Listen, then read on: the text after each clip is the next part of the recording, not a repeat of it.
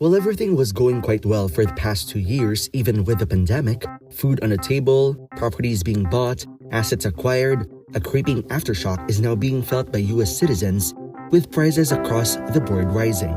What is happening, and what has caused this to happen? Inflation has hit the country, and the Federal Reserve says that by the second half of 2023, according to their forecast, prices will have increased by a further 6.8%. But they are somewhat to take the blame for it as well. The Federal Reserve is America's central bank. Their main job is to preserve the dollar's purchasing power and set interest rates that are beneficial to the general public. They are meant to reduce inflation and increase employment. Essentially, everything they are to do is to stand by all its citizens. However, with a task like this, we cannot expect them to always make the right call for such a massive task to execute, especially with what happened in the last 2 years, as COVID challenged the globe. It's never easy for the Fed. They don't just ask questions like how much inflation there will be in a year or whether they should initiate interest rate hikes as forward guidance. They also need to answer, what should we do about it? They also require reforms. They need people who experience the effects of monetary policy, not just economists with PhDs who have never worked in the real world, are apathetic toward life, and are not impacted by the zero interest rate policy that makes life harder for savers without access to a lifetime public pension. On the bright side, experts praise the US central bank because it has proven itself to make crucial choices that have improved the economy throughout history. They cite the robust credit provisions during the 2020 recession as evidence of this, as millions of individuals were kept afloat while the world came to a standstill. The bank also maintained a balance of low unemployment, low loan rates, and low inflation for more than 30 years. This stability boosted employment while limiting price hikes. This is an outstanding feat to achieve, but still, they are prone to errors from time to time. In fact, it was their forward guidance that hindered their reaction to the inflation issue last year. 3 major errors. 3 big errors made inflation worse for the US. First error, sudden rise in money supply. The first was a sudden rise in the amount of money available. The total amount of money under the Fed's control has significantly increased in recent years. It may take months or even years for changes in the money supply to take effect on the economy. The savings account of average Americans originally saw this huge growth before it abruptly disappeared. Similar processes occurred all around the world, ushering in a new historical period of inflation. Many economists, including the well-known Milton Friedman, held the view that increases in the money supply cause inflation.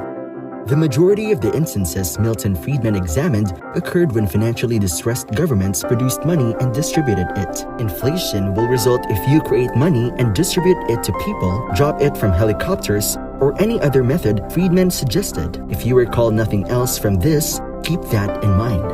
The present Federal Reserve Board monitors the supply using a collection of statistics that is available to the general public. From this, they saw that 2020 started a sharply rising trend in product pricing and was persistent in rising. The Fed continued to increase the amount of money in circulation as this dynamic took hold, chiefly through printing and issuing bonds that some claim the market didn't require.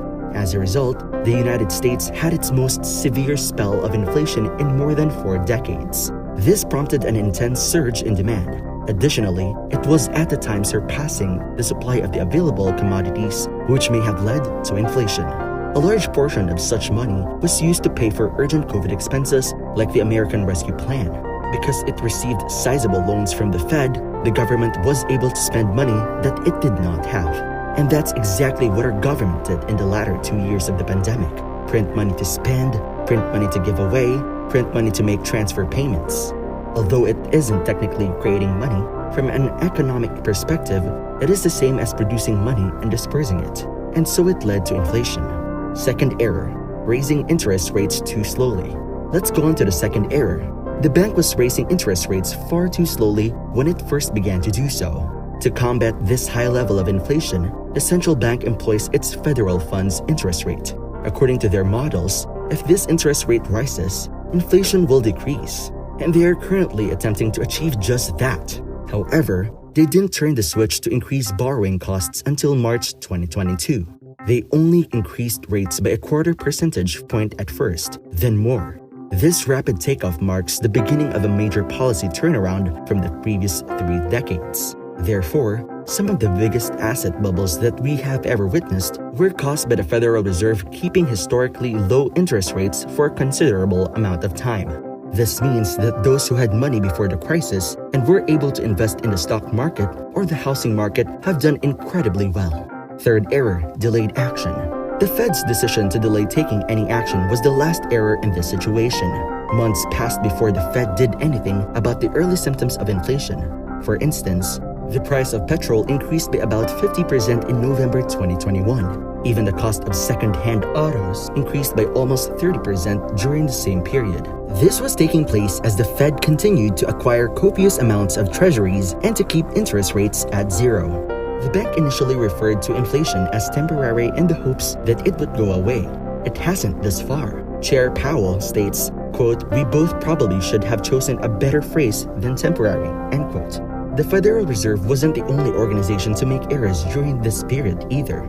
According to economists, the federal government also contributed significantly to this inflationary spiral. Congress and the President decide on fiscal policy, which includes taxation and expenditure. In contrast to monetary policy, which operates through the banking system, this one influences the quantity of money that will be in your wallet. Therefore, the increased child tax credit, general checks, and larger unemployment insurance checks were some of the record fiscal stimuli that we witnessed emerging from the COVID crisis. All of those were instances of fiscal policy intended to hasten the recovery of the economy. Aside from these three errors, several factors beyond its control intensified the government's battle against inflation.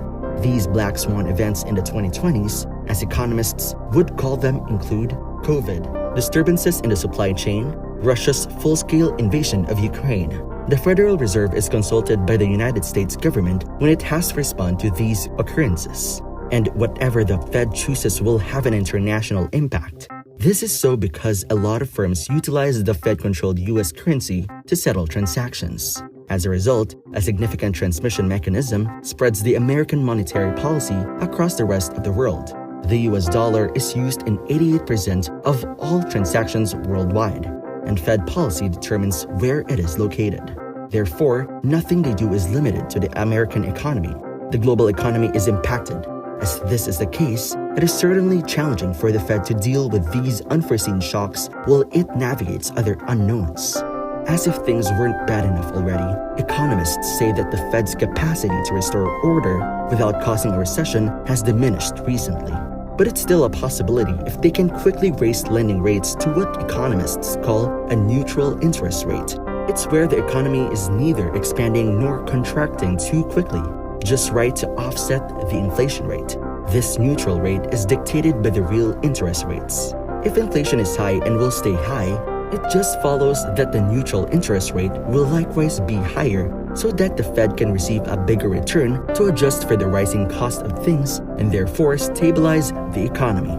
Although what the US is facing right now with inflation is seemingly insignificant to the peaks in the 70s and 80s, the historical accounts of these decades may be instructive for our generation of central bankers.